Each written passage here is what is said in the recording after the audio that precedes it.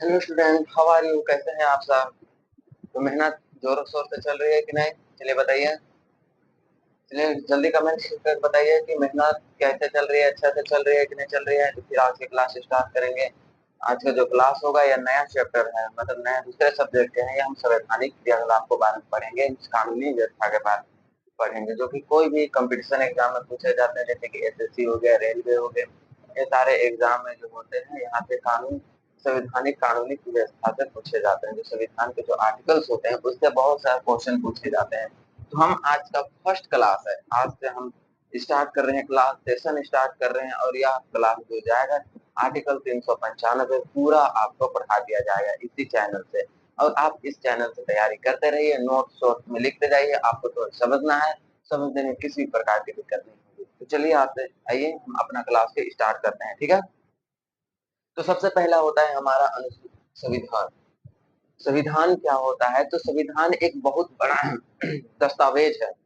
संविधान एक बहुत बड़ा दस्तावेज है जिसमें हमारे मौलिक अधिकार, मौलिक कर्तव्य से लेकर के राज्य नीति निर्देशक तत्व, केंद्र सरकार, राज्य सरकार, इन सभीयों का कानूनी व्यवस्था का वर्णन किया गया है, वही हमारा संविधान है। संविधान का अर्थ होता है संवि प्लस विधान। तो संविधान का जो अर्थ होगा, देश देश का सर्वोच्च नियम कानून, उसी को कहते हैं हम संविधान। स का अर्थ होता है, सभी का अर्थ होता है, और विधान का अर्थ होता है, संविधान का अर्थ होता है देश का सर्वोच्च नियम कानून, उसी को हम संविधान कहते हैं। संविधान में हम सबसे पहले पढ़ने से पहले उससे हम पहले पढ़ते हैं अनुसूचियां। आप बोलिएगा कि अनुसूचियां क्या होती है? कि आप कभी भी देखें, एक पुस्तक होती है, एक बहुत बड़ा पुस्तक होती है, वहां लिखा हुआ रहता है। उसके देखिए, अब बताते हैं कि बुक देखे हैं, बुक के पहले चैप्टर का नेम देखे हैं लिखा हुआ, कि मतलब ऐसे चैप्टर का नेम देखे हुए हैं कि वन है, चैप्टर में इसमें दिया हुआ है कौन सा चैप्टर, तो यहाँ दिया हुआ है हड़प्पा। हड़प्पा चैप्टर एक चैप्टर है, 2 से लेकर के 8 तक। ऐसे चैप्टर का नाम दिए होते हैं बुक में, दिए होते हैं कि नहीं? आप बोलिए यस, दिए होते हैं। तो ठीक उसी प्रकार संविधान के किसमें क्या क्या है, संविधान में उसके लिए अनुसूची का बनाया गया, उसी के लिए अनुसूची बनाया गया। और इसी में दिया है कि संविधान में कहाँ क्या क्या रखे गए हैं, क्या क्या नहीं रखे गए हैं। यही है हमारी अनुसूची। यानी कि सरल शब्द और सीधे शब्दों में कहा जाए कि संविधान का एक दस्तावेज होता है जो कि सूची के रूप में संविधान को इंगित करता है, तो उसी को हम कहते हैं अनुसूचियां। आपको हम समझाने के लिए बुक के माध्यम से समझा देते हैं कि एक बुक है जिसे हड़प्पा, उसका क्या चैप्टर का नाम दिया गया है, 2 से पेज नंबर 2 से 8 तक। ऐसा कोई भी किताब में आप पढ़े होंगे तो लिखे होंगे, तो वही उसी प्रकार संविधान के भी अनुसूचियां में ऐसे ही दिए होते हैं। तो ठीक है, इसे ही हम क्या कहते हैं, अनुसूचियां कहते हैं। सबसे पहले पढ़ते हैं अनुसूची वन। तो अनुसूची वन क्या कहता है? अनुसूची वन में भारत के राज्यों की चर्चा है। ये कहीं न कहीं तो भारत है, कि मान के चलिए हमारे भारत में 29 राज्य थे पहले, अब 28 राज्य हो गए, इसकी चर्चा है। तो हमारे देश में कितने राज्य हैं और कितने राज्य नहीं हैं, इसकी चर्चा कहाँ से है? हम कैसे जानेंगे? तो उसके लिए अनुसूची 1 में भारत के 28 राज्य की चर्चा दी गई है। क्या 28 राज्य का लिखना ज़रूरी है यहाँ?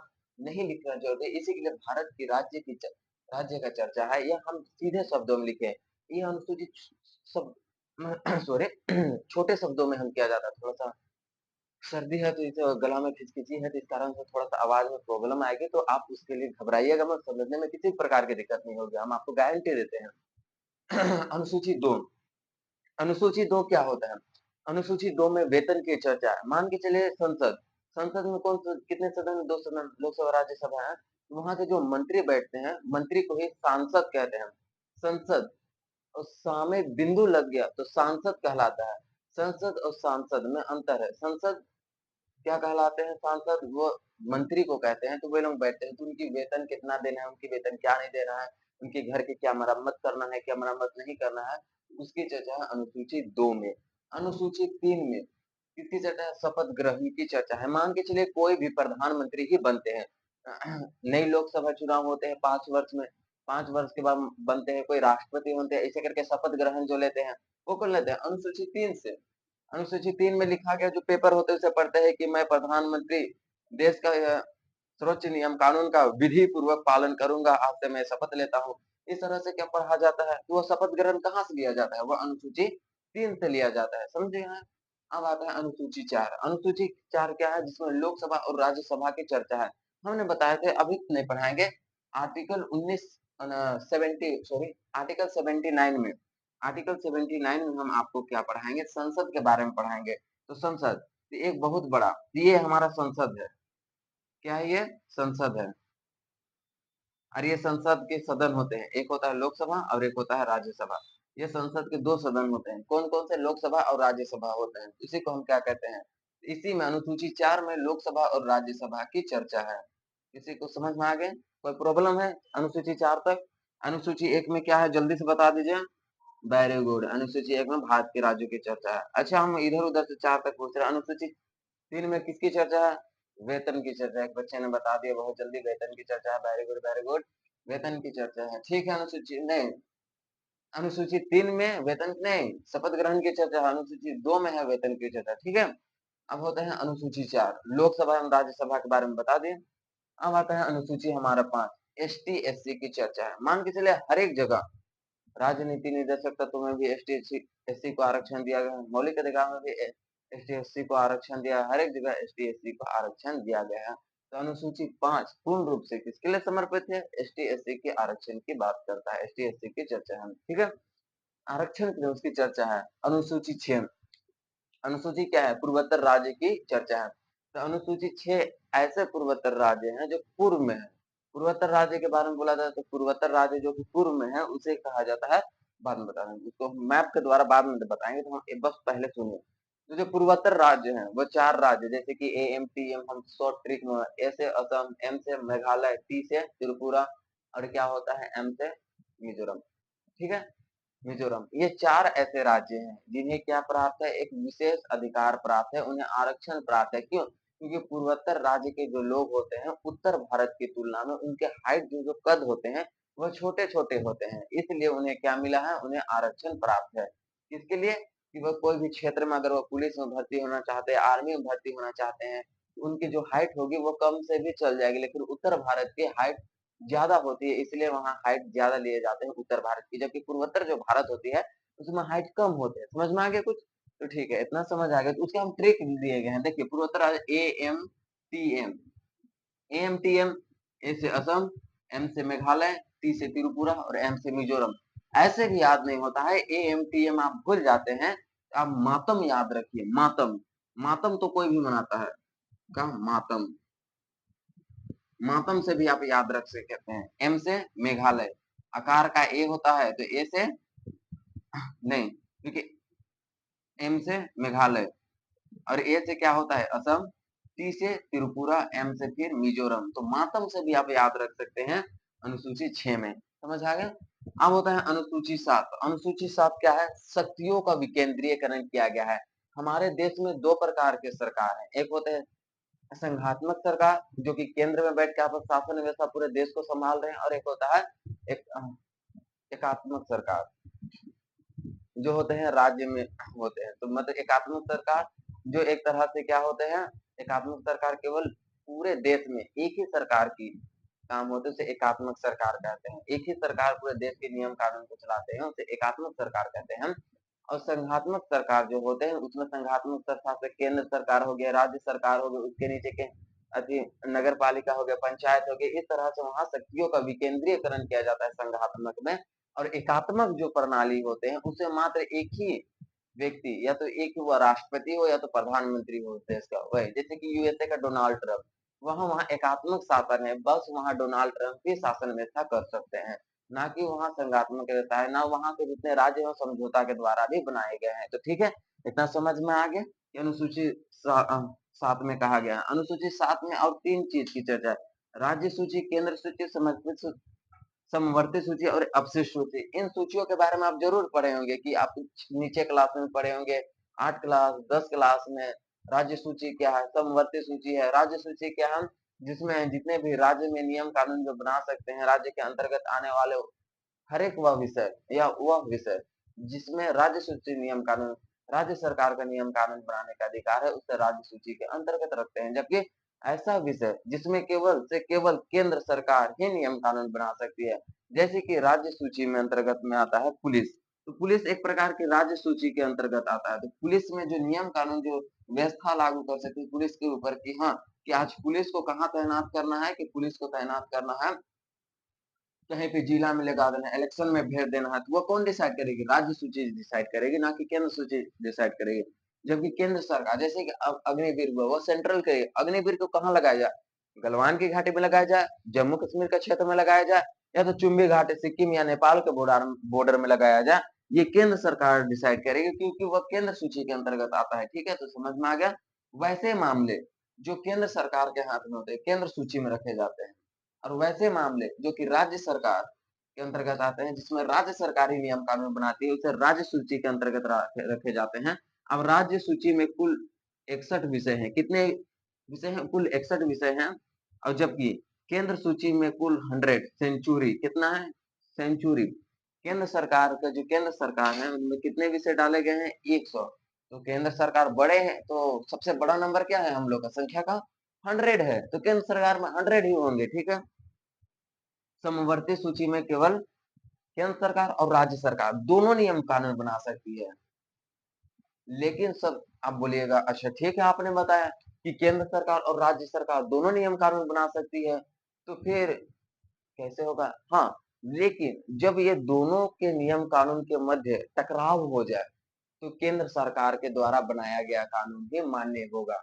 इसमें समवर्ती सूची में मान के चले राज्य सूची भी बना रहे, राज्य सरकार भी, केंद्र सरकार दोनों नियम कानून बना रहे हैं, लेकिन उनके कानून में टकराव हो जा रहा है, विवाद हो जा रहा है, तो उसमें केंद्र सरकार के द्वारा बनाया गया कानून ही मान्य होगा समवर्ती सूची में, जिसमें आर्टिकल कितने हैं, मतलब सॉरी, कितने विषय रखे गए हैं? 52 विषय। समवर्ती सूची में कुल कितने विषय हैं? 52 विषय हैं। भूलना नहीं है ये संख्या को, ये पूछे जाते हैं एग्जाम में, कोई भी कंपटीशन एग्जाम में पूछ देंगे आपको, हो जाएगा।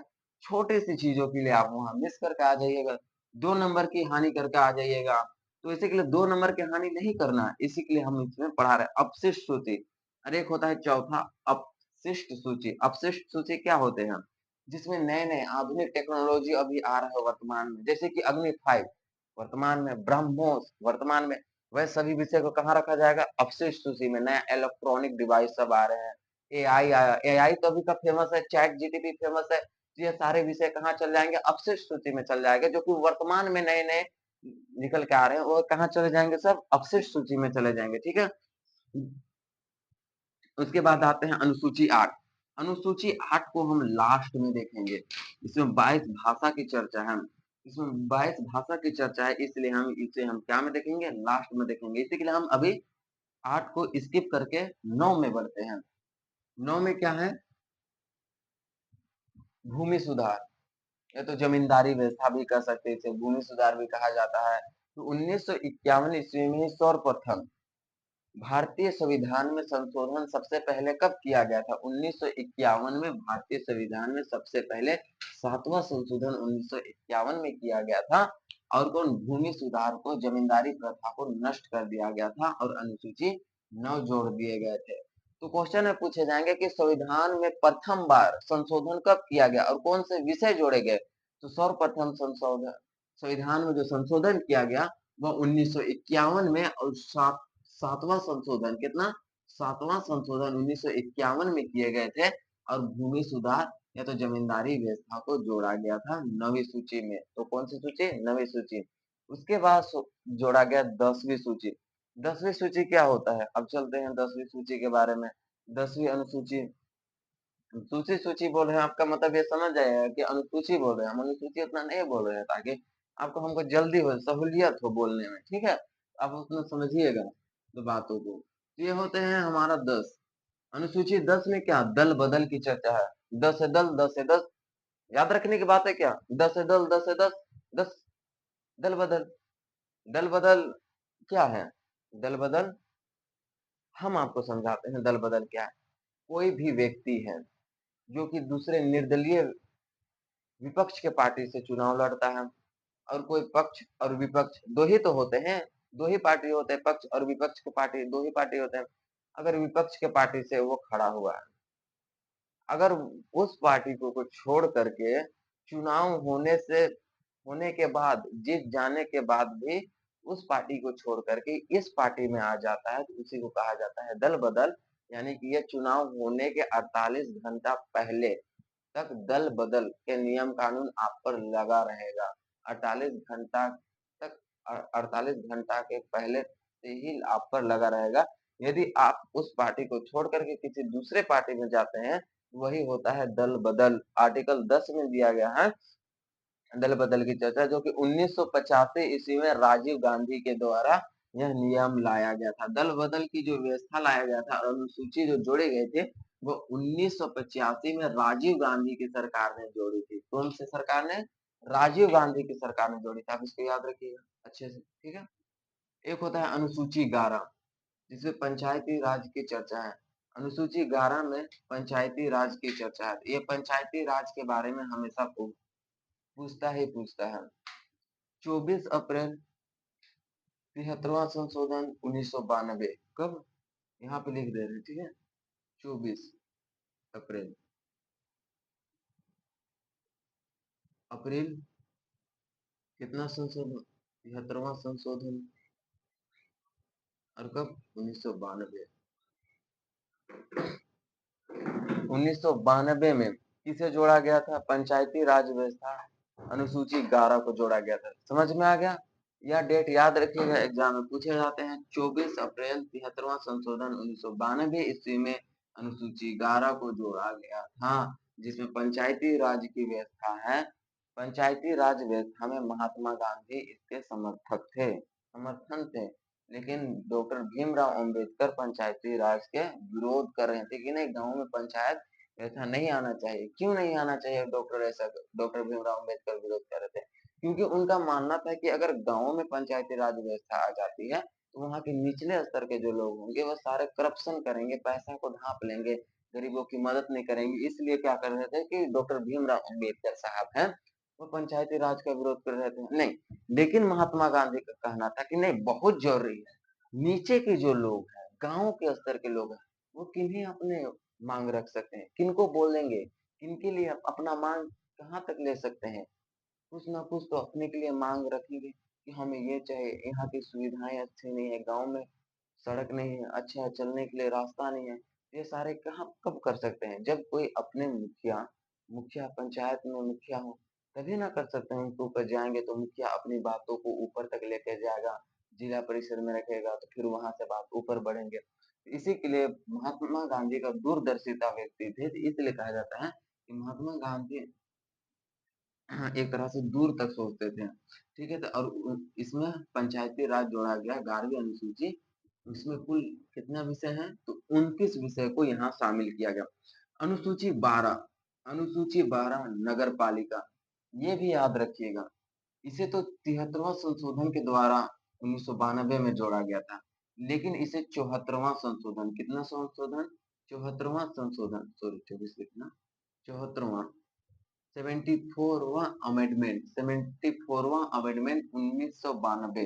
डेट सेम है, लेकिन जो हमारा संशोधन है वो अलग है। ये 73वां संशोधन के तहत पंचायती राज पंचायती राज और 74वां संशोधन के तहत नगर पालिका को जोड़ा गया, जिसमें कुल कितने विषय हैं? कुल 18 विषय हैं नगर पालिका में, जो कि जिला के स्तर में होती है। नगर नियम कहा जाता है, जिसे मेयर या तो महापौर कहा जाता है। नगर पालिका को मेयर या तो महापौर कहा जाता है। तो आपको 12 अनुसूचित पूरे टोटल समझ में आ गए। तो ये हमारा आज क्लास फर्स्ट था, जिसमें हम बताए थे आपको, हम एक एक अनुसूची आपके लिए हम स्किप किए हैं, वह अनुसूची 8 है। अनुसूची 8 में हमें अच्छा से विस्तार से पढ़ना होगा। इसके लिए हम अनुसूची 8 को स्किप किए हैं, तो हम पहले आप इसकी स्क्रीनशॉट ले लीजिए, फिर हम इसको अनुसूची 8 को आपको बोर्ड में अच्छा से मैप बना के समझाते हैं। ले लिए तो फिर हम इसे मिटा देते हैं।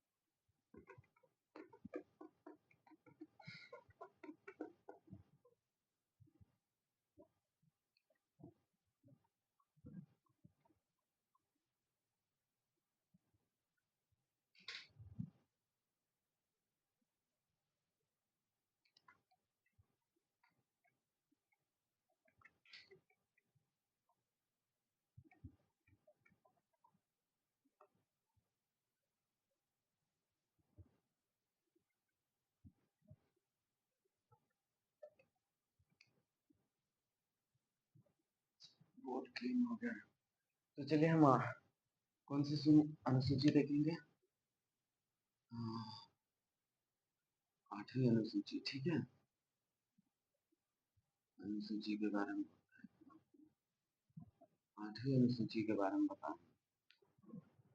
तो सबसे पहले देखेंगे 8वीं अनुसूची। ये भारत में है।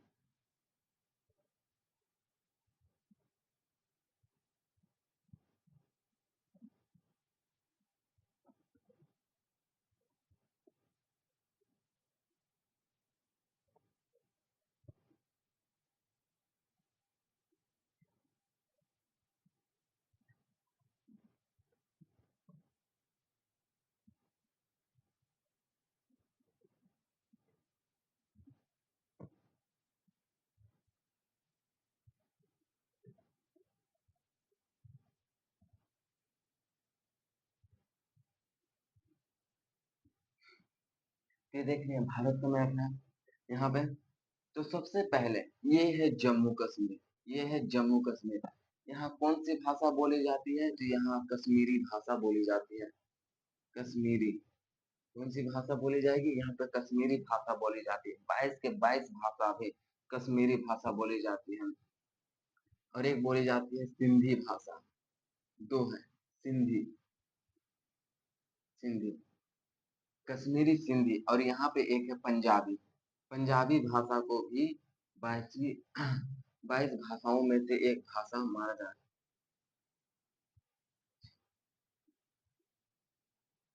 पंजाबी, ठीक है, ठीक है, पंजाबी। और फिर हम यहाँ पे जाएंगे, यहाँ पे पूरा बोला जाता है हिंदी। यहाँ के जो क्षेत्र है वह हिंदी भाषा के लिए फेमस है। कौन सी भाषा है यहाँ पे? हिंदी। हिंदी हो गया। अब यहाँ पे बोला जाता है असमिया। असम में, यहाँ असम है, असमिया इसे। और यहाँ ये नेपाल है। नेपाल के भी भाषा को यहाँ शामिल किया गया है, नेपाली, ठीक है। वहां की भी भाषा को शामिल किया, 22वीं अनुसूची में रखा, 8वीं अनुसूची में रखा गया है नेपाली। अब यहाँ पे आते हैं हम बंगाल। ये है हमारा बंगाल। तो बंगाल में बंगाली।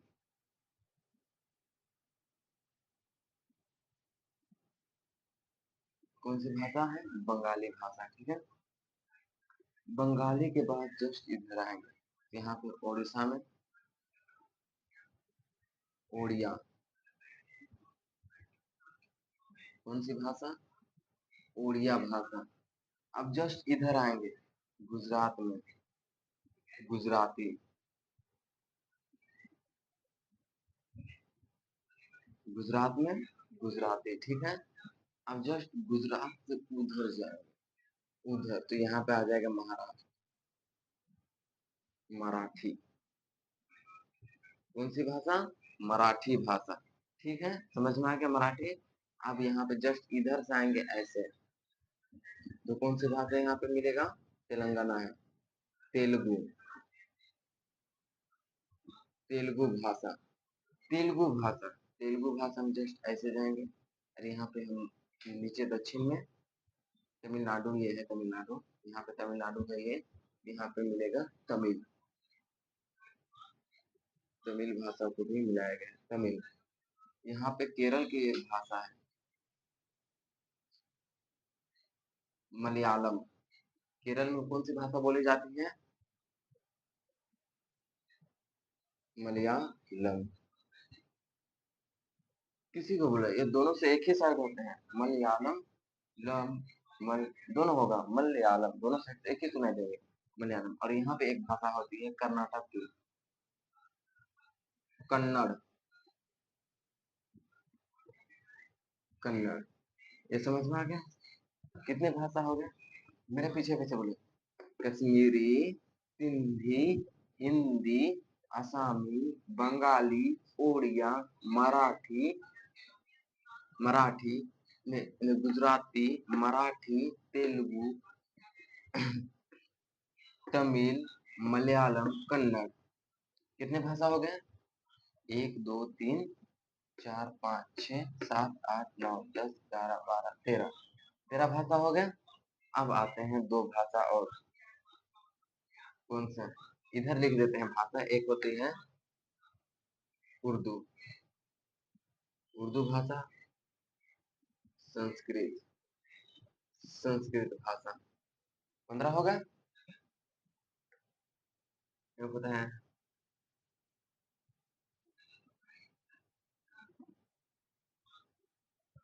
मणिपुरी,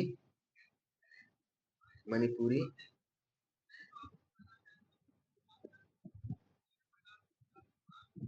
मणिपुरी, कोंकणी,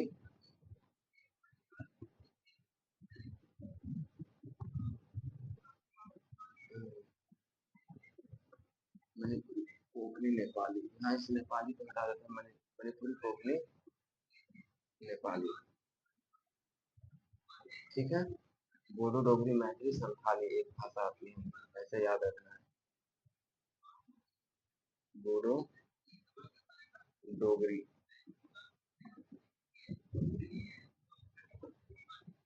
मैथिली, और एक है हमारा संथाली। संथाली 14।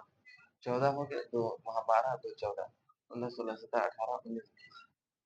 और एक ऐसे पीछे छूट गया। मणिपुरी, कोंकणी, तेलुगु, कन्नड़। ठीक है। तो फिर हम बोलेंगे सबसे पहले ऊपर से जाएंगे। सबसे पहले हम रिवीजन कर लेते हैं एक बार। हम बोलेंगे कश्मीरी, सिंधी, हिंदी।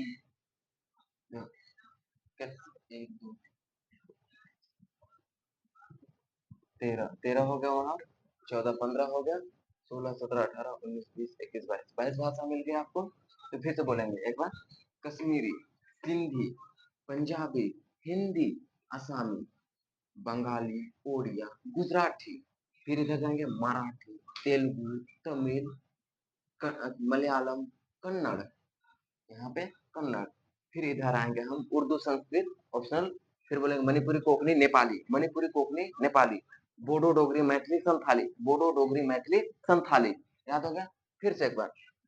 कश्मीरी, फिर उससे नीचे सिंधी, पंजाबी, कश्मीरी, सिंधी, पंजाबी, हिंदी, आसामी, ओडिया, नहीं आसामी, बंगाली, ओडिया, गुजराती, मराठी, तेलुगु, तमिल, मलयालम, कन्नड़, और दो उर्दू। फिर एक कौन सा है? संस्कृत। फिर होगा 4 और 3 को एक साथ। मणिपुरी, कोंकणी, नेपाली, मणिपुरी, कोंकणी, नेपाली। बोलिए मणिपुरी, कोंकणी, नेपाली, बोडो, डोगरी, मैथिली, संथाली।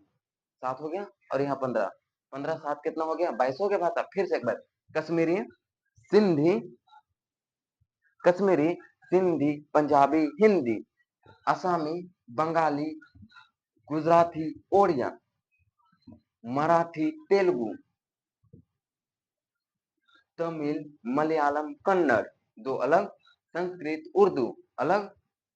बोडो, डोगरी, मैथिली, संथाली 4। नेपाली, मणिपुरी, कोंकणी 3 7। 22 भाषा हो गया। ये हो गया हमारे 22 भाषा जिसकी चर्चा है 8वीं अनुसूची में। आपको समझ आ गया है और आपको याद भी हो चुके होंगे। इसको एक बार फिर से याद कर दिएगा। तो फिर एक बार हम फिर से बोल लेते हैं। ठीक है। कश्मीरी, सिंधी, कश्मीरी, सिंधी, पंजाबी, कश्मीरी, सिंधी, पंजाबी, हिंदी, हिंदी, असमी, बंगाली, गुजराती, ओडिया, मराठी, तेलुगु। ऐसे याद कीजिएगा। तेलुगु, तेलुगु, तमिल, मलयालम, कन्नड़। दो गो अलग। उर्दू, संस्कृति अलग। फिर 3 गो अलग। नेपाली, मणिपुरी, कोंकणी, नेपाली, मणिपुरी, कोंकणी, ये 3 अलग। और 4 अलग। कितने? 4 अलग। बोडो, डोगरी, मैथिली, संथाली, बोडो, डोगरी, मैथिली, संथाली, बोडो, डोगरी, मैथिली, संथाली। बोलिए जल्दी। बोडो, डोगरी, मैथिली, संथाली। ये 22 भाषा समझ आ गए। तो फिर हम अगला क्लास से हम स्टार्ट करेंगे संविधान के भाग 1 से आर्टिकल स्टार्ट करेंगे, जिसमें आर्टिकल में समझेंगे कि क्या क्या बात कहा गई है। ये हमें अनुसूची भाषा को समझा दिए हैं अच्छा से। अगला क्लास में हम फिर मिलते हैं। थैंक यू, धन्यवाद। और लाइक एंड कमेंट आप कीजिए ताकि हमको यह पता चले आप क्लास से जुड़े हैं और अपना प्रेजेंटेशन दीजिए, ठीक है?